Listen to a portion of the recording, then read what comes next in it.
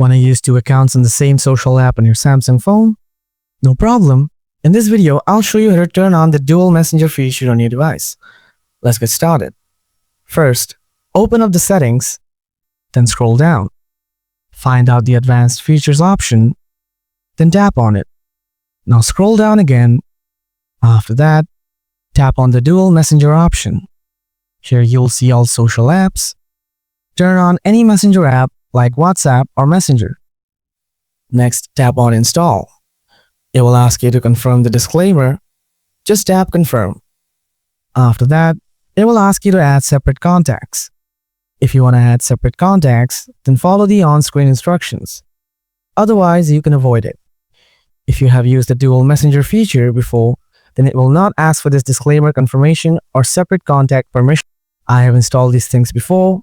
That is the reason I can't show you. But I can surely say that this is a very simple process. After that, go back to the home screen. Now you will find dual messenger apps here. Now sign in with your other account.